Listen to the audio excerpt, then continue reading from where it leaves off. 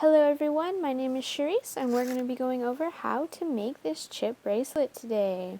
I hope you're all excited for it and ready. Alright, I'm going to go over the materials you'll need. You're going to need a crochet hook that is in between 3.5 and 5 mm. Today I'm using a 4.25. If you want bigger loops, simply use a bigger crochet hook. You're going to want 26 or 28 gauge wire. Now 26 wire will make your bracelet a little more stiff, but 28 is a lot easier to work with. It should be fairly flexible. You're going to want a focal bead that goes in the middle of your bracelet, or a dangle bead, whichever one you prefer. It can be the same color or a complementary color. Have fun with it. You're going to want 18 chip beads. If you want a larger bracelet, do 20. You're going to want 2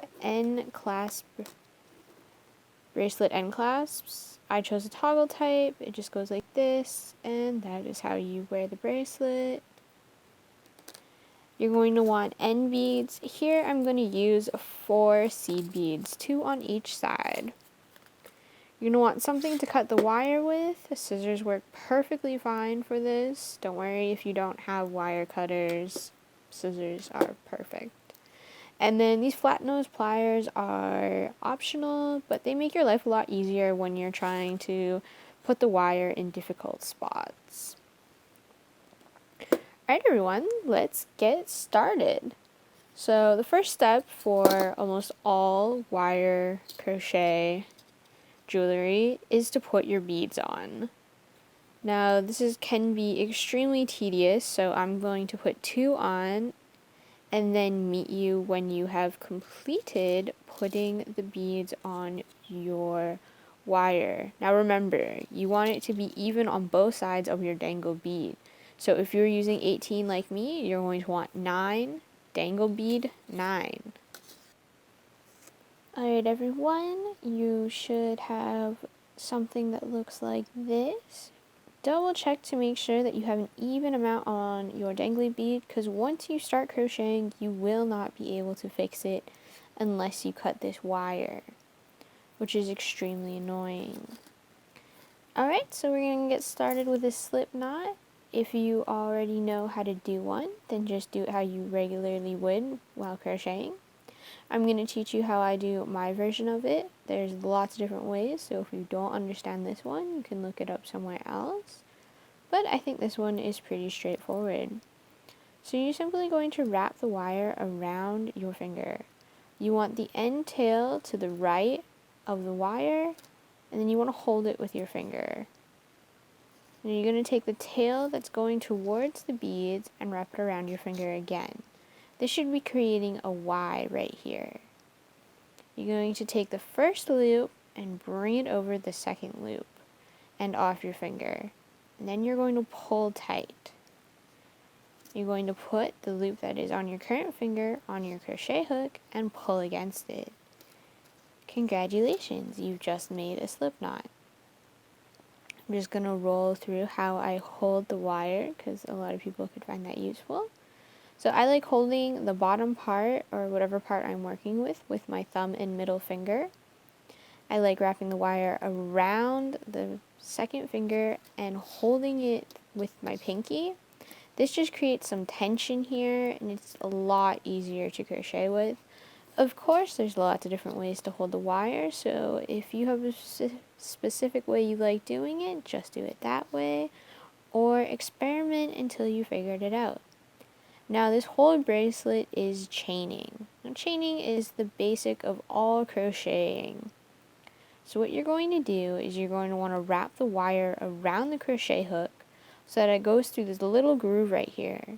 You want to point that little groove with the hook part downwards. And then you're going to want to pull that through the loop that is on your crochet hook.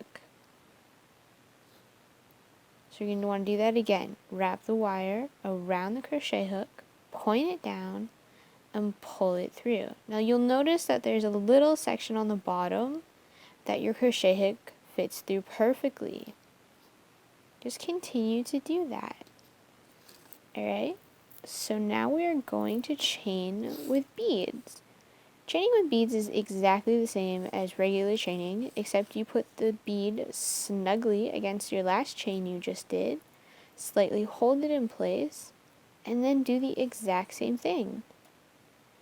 Put the wire around, push the hook downwards, and then pull through. So we're going to do this for each bead we do. If you are finding that when you pull through, you're getting a super big loop, don't worry about it. Simply pull the wire, not too hard, but gently back so it's snugly against the crochet hook. This will give you uniform circles around your bracelet.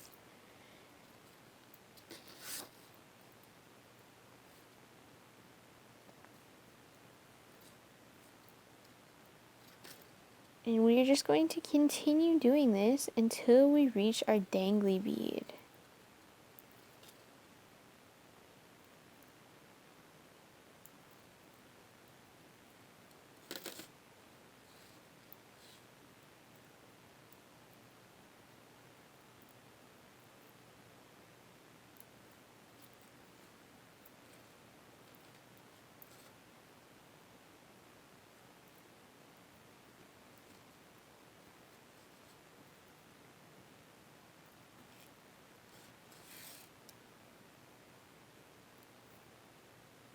Okay, I have now crocheted on 9 beads, and I'm going to work on the dangly bead section.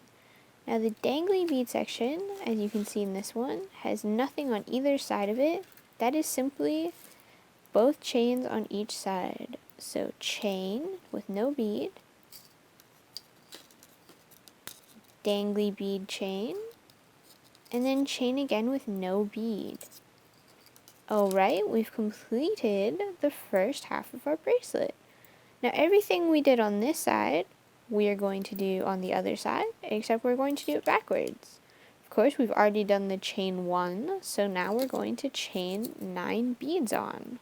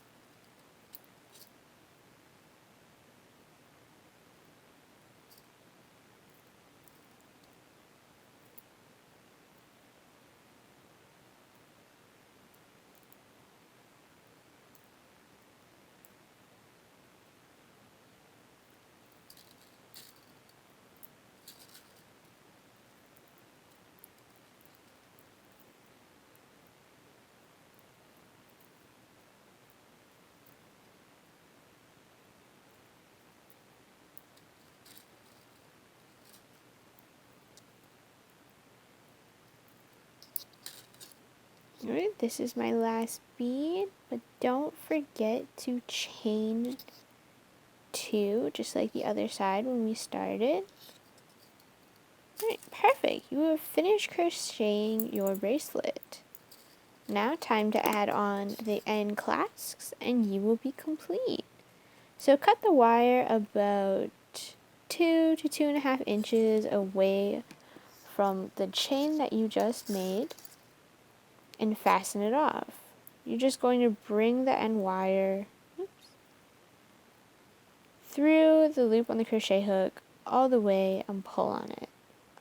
This just puts a little knot in your work and will kind of hold it in place. Alright, you're now going to want to add on your end beads. For me, it's 2 seed beads on each side. So here they are, 1, 2. You're going to want to add on your bracelet end clasps. Make sure if you're using ones that require them to be on the same side that you put them on the same side. You can kind of cheat a little bit and twist the wire, but it's just so much easier if you have them on the same side already. So you're going to want to take the tail of your wire and push it through your seed beads. Try not to bend this part up here because once you pull on it, your clasp could get stuck way higher up than what you'd want. So just try not doing that. hold the seed beads as close to the previous chain that you just made as possible, and then either using your fingers or your pliers, pull tightly out. See, I just did what I said earlier not to do. So I'm going to try fixing it, because you really don't want that much space in between your seed beads and your end clasp. You just fix it by keep pulling on it. Sometimes it won't work and you'll have to redo it though. But that should be okay. I'm going to wrap the wire around 3 times right below the seed beads. This is mostly just to hold it in place and give some stability. So that was the first one. This is the second one.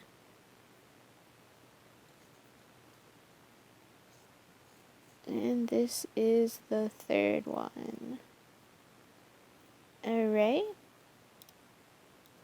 Now you're going to want to cut the wire so that it's slightly shorter than the amount of seed beads you have. These are where the pliers come in handy. You're going to want to push that wire through your end beads. So as hard as you can. This might happen if you get seed beads that are too far apart. Your wire will stick out a little bit.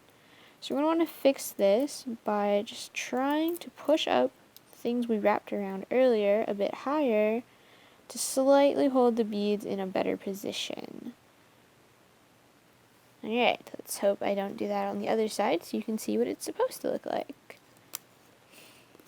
Alright, so 2 beads again.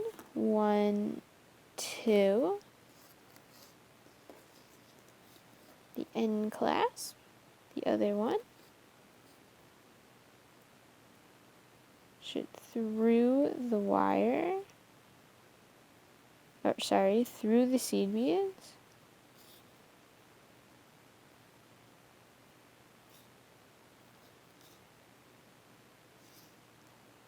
Hold it snug against the chain and take the end wire you have and pull.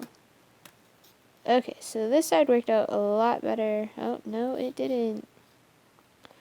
Sorry, guys.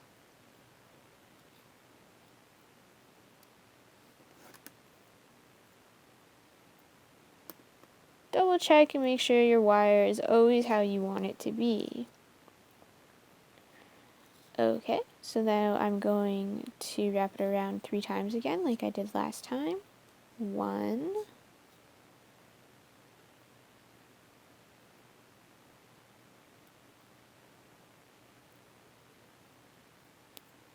2,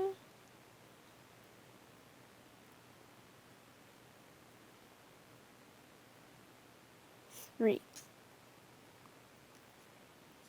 Alright, and we're going to cut it just how we cut it last time, just a little bit below the amount of beads we have, or the length of beads we have, and we're going to push it back through.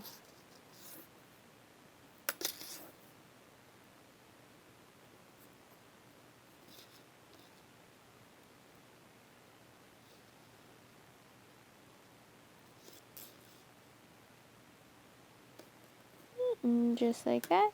You can tell the beads are way more closer on this side and they're more together. This is what you'd ultimately want in your end clasp beads. If you find that working with seed beads are too difficult, you can get longer beads that are just as thin. Alright, and here is your bracelet. If you find that the chips are not sitting how you want them to sit, wire is extremely flexible. Just move them. Move them how you want them to be. Alright everyone, I hope you liked this tutorial on how to make a simple chip bracelet for yourself. And if you want more, please like and subscribe.